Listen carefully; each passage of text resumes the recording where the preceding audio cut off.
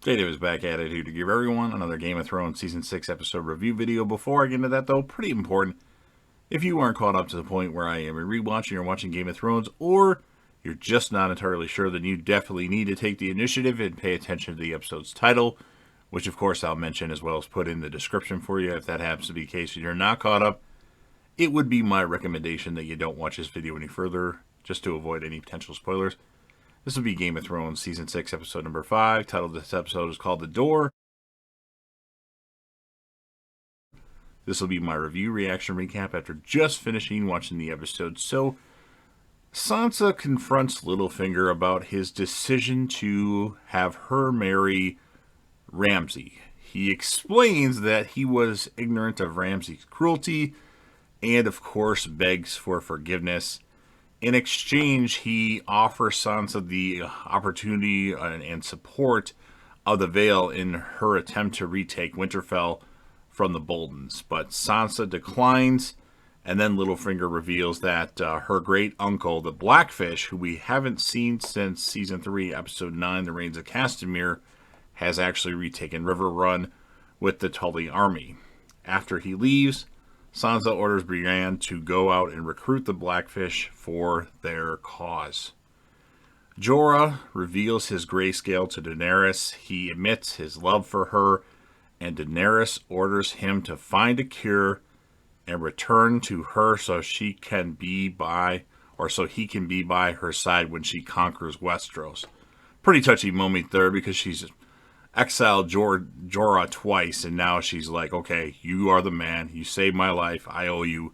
Come back to me.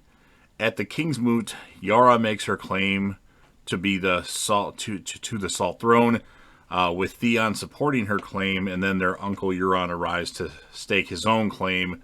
Yara accuses him of killing their father. To her surprise, Euron actually freely admits to doing it, declaring that Balon was leading the Ironborn to ruin.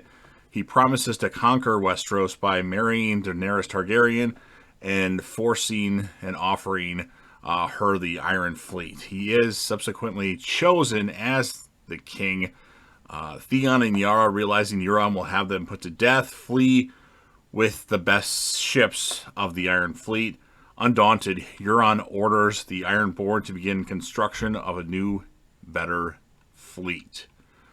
Jaqen H'ghar offers Arya the assignment of killing an actress named Lady Crane, who is playing Cersei in a play recounting the War of the Five Kings. While observing the play, Arya is noticeably distressed by the play's portrayal of Ned Stark as a bumbling oaf. Yeah, that wasn't cool. Tyrion and Varys note that a tentative peace has fallen over Meereen since they forged their pact with the Masters. To preserve this, Tyrion summons the Red Priestess Kinvara, who agrees to preach to the people that Daenerys is the chosen one of the Lord of Light. She also claims to know what originally happened to Varys and why, essentially unnerving the eunuch. Like, Varys is like, what the fuck? So he doesn't want to mess with her. Jon, Sansa, and Davos discuss about attacking Winterfell and depart to various castles in the north for soldiers with Melisandre, Brienne, Podrick, and Tormund. There's a part in this, it's only looks, but Tormund just stares at Brienne. And it's very creepy, yet hilarious at the same time. And then there's another part in the episode where Brienne is, I think it's when they were talking to Littlefinger, and he left, and she's like, the one with the red beard, and like Sansa cuts her off, but she was going to say something like, he's creeping me out, he's weird, it's just hilarious. It becomes in the last recap or review, I mentioned that Tormund becomes the comic relief when it comes to Brienne, and it definitely started. And then we have Bran and the three-eyed raven observe a vision of the children of the forest creating the Night King by impaling one of the first men with a dragon glass dagger.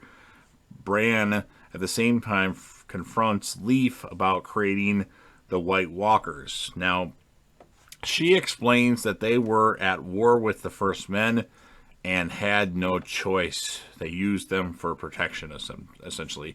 Now, later, Bran decides to observe a vision without the three-eyed raven. He witnesses a massive army of whites, led by, of course, the Night King, who touches him while in the vision. Now, Bran awakens to find the mark where he was touched, and that the three-eyed raven warns that he must leave, as the Night King is now able to find them and enter into the cave that they're in. The three-eyed raven begins transferring knowledge to Bran as the army of whites arrive. While in a vision of Winterfell, Bran hears the cries of Meera, who is trying to save Bran's body while the children hold back the whites. The three-eyed raven advises Bran to listen to her, and Bran splits his consciousness by remaining in the vision of the past while simultaneously controlling Hodor in the present.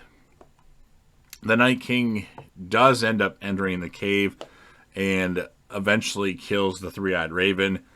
As Bran, Meera, and Hodor make their escape, Leaf and the direwolf, Summer, Bran's direwolf, sacrifice themselves to hold back the whites. Now, Hodor closes as Meera, rolls Bran out, or Hodor rolls Bran out in the carriage thing that he's in, whatever you want to call it. And once he gets Bran out of there, Meera tells him to hold the door, and Hodor stands with his back towards the door and holds the door, and it keeps the whites inside while Meera escapes with Bran. Now, Meera, she repeatedly orders Hodor to hold the door, hold the door, hold the door, shut while they, of course, flee, which results in the whites tearing him apart. Now, also, at the same time, Bran becomes overwhelmed by his split consciousness and unintentionally enters the mind of Willis in the vision, the younger Hodor that was normal in the past, forging a connection between the past and the present. And then with Bran's consciousness inside his head, Willis ends up suffering a seizure while hearing the echoes of Meera's orders and begins to yell the words, "Hold the door, hold the door, hold the door, hold the door, hold the door," until they slur together to say Hodor. And so this is how the episode ends, with Hodor holding the door. And so was he meant to do that all along? It's kind of confusing how this all worked out, to be honest with you. But my question is, so you're telling me just having Hodor stand in front of that door is going to keep all those whites from getting past him? I mean, he's a big guy, but I mean, these are undead monsters. I mean, I don't know. Maybe somebody could elaborate more on that. Maybe I'm missing something. I mean, Hodor's not that strong. It's not like he's a giant. He may be a giant compared to kids and, normal size adults or Tyrion, but he's definitely not a 1/1. So I don't know what to make of that. But aside from that, it was a good reveal, though, that this Hodor thing the whole time is hold the door. So that was nice. So I'm going to score the episode a 9.6 out of 10. Again, I have questions about Hodor holding the door, but maybe they'll go unanswered. And of course, my character of the episode, while I thought about giving it to Sansa, I'm going to give it to Hodor because, well, Hodor needs the spotlight at least one time during these Game of Thrones reviews, which I don't think I've given him the character of the episode yet, but I'm going to now. So you've heard what I have to say. Now it is your turn. So if you're a fan of Game of Thrones and you absolutely love this series and it changed TV, in my opinion, go ahead and smash that like button. If there's anybody that you know that would be interested in anything Game of Thrones related or has more theories and maybe more explanations for things, go ahead and share the video to them. Don't forget to sound off in the comment section about your thoughts on the episode. What would you give this episode for a score? Who would be your character of the episode? And what was your favorite moment of the episode? And of course, last but certainly not least, and I should say my favorite moment was when Tormund was staring at Brienne. He didn't say anything, but just the stare and kind of a smile was more than enough. And of course, last but certainly not least, I want to grow the channel. So don't forget to hit that sub button, subscribe to the channel, join the team, show your damn support, and be a part of something special.